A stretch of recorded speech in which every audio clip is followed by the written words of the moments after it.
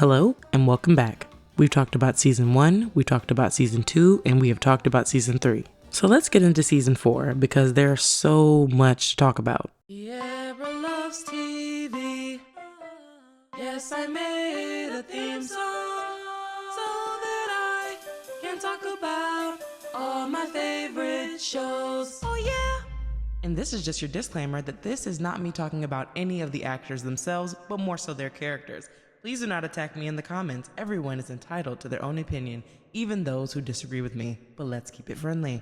Alright, let's get started with the show. Originally, I was going to do this video as I've done many other videos, but then I changed my mind because I feel like there's just so much pressure that I've put on myself recently, so splitting the seasons up is a lot easier for me. I think it'll help get these videos out sooner so that we can talk about what everyone really wants to talk about, which is the reboot.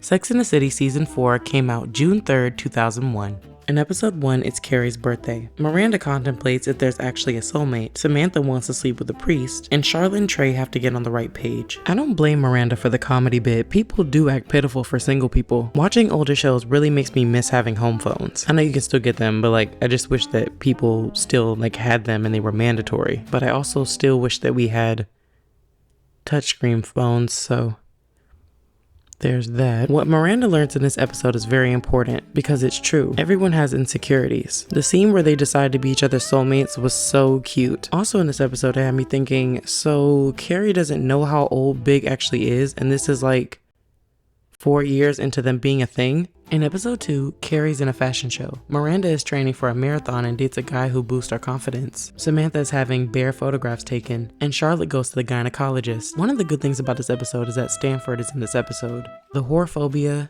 don't care for it. Stanford really does look like a young Ed Harris, by the way. The guy Miranda is seeing is weird, because first he boosts her confidence and then he gets mad when she actually believes him. Not gonna lie, Samantha talking to the dude at the counter was kind of weird.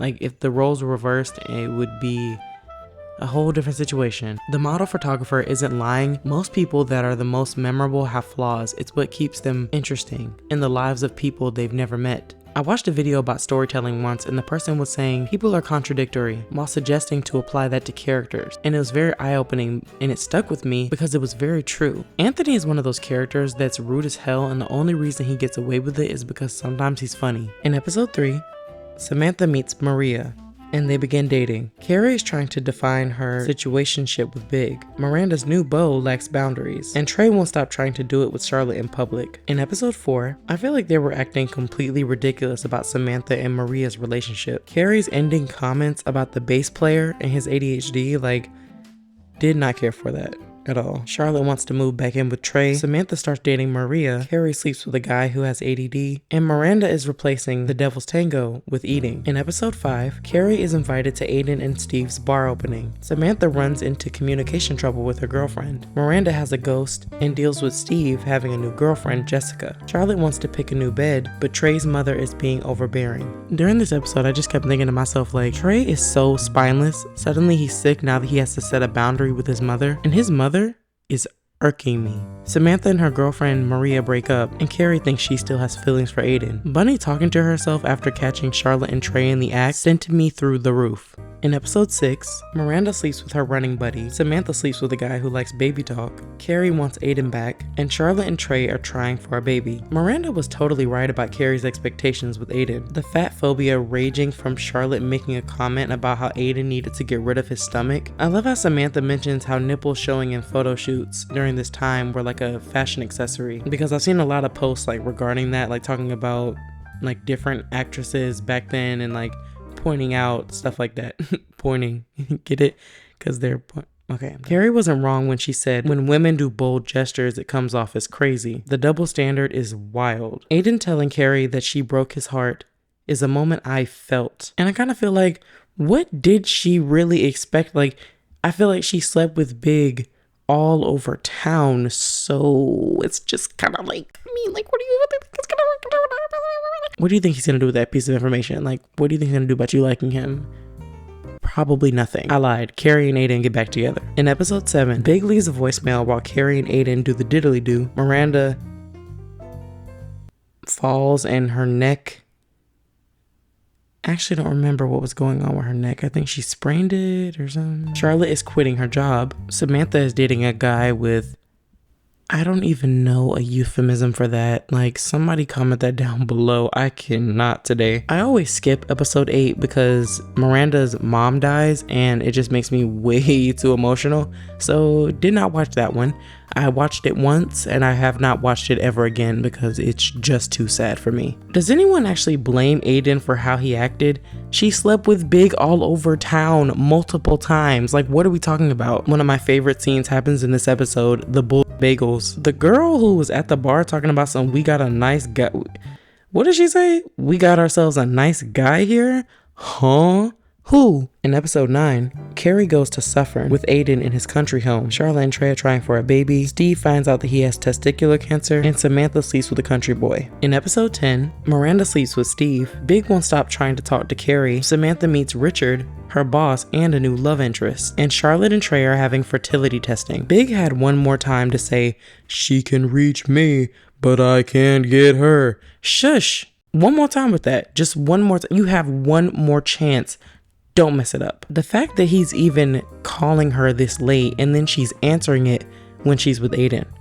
I just don't understand why Big is being so desperate in this episode. And then the fact that he just shows up to Aiden's country house, like, why are you asking for trouble? Like, if I was Aiden, I probably would have punched Big like as soon as he stepped up on the driveway. Like, what are you saying? They were so on point with the subject of like the double standards for men and women in this episode. Then when she was like on the phone with him and he was like, on a Thursday? Did she not just say she was taking a long weekend? And why is that your business? Like, Big, I'm gonna need you to listen. I be trying to like you be funny, but then like I be wanting. Big and Aiden fighting was necessary. Please fight with the wall. Please argue with the wall today. Like, I'm not finna go back and forth on why it was necessary, but it was. I don't care if they're grown. I don't care.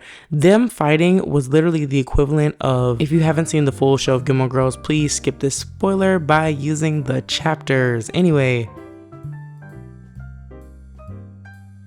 them fighting was literally the equivalent of Christopher and Luke fighting. Like, it gave you everything you needed, like everything you've been waiting on.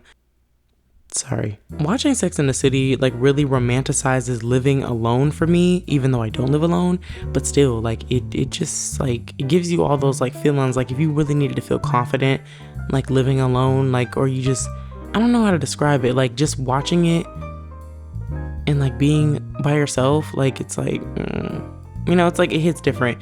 Also, like whenever I watch it, I always want to eat Chinese takeout because I often see Miranda eating it. And yeah, it's all I need. It's yeah. Since this is just part 1 and this is only episodes 1 through 10, I don't have a full-on segment. I can talk about a couple moments that I liked, but it's really not a lot so far because we're only in episode 10 and I think there's like 8 episodes left of the season. But one time when Carrie really sucked this season is when she forced Miranda, who already said she didn't want to be alone with Steve, to be alone with him so that she could talk to Aiden in episode 6. And I also kind of want to flag her and her expectations with Aiden as like a time that Carrie was, you know, crappy, but I'm trying to be nice. I'm trying to evolve. So yeah. Thank you so much for watching part 1. I mean, you've made it this far. You guys have stuck with me through some really interesting editing fails. Remember when my audio sucked? Yeah. Anyways, see you guys in the next one. Bye.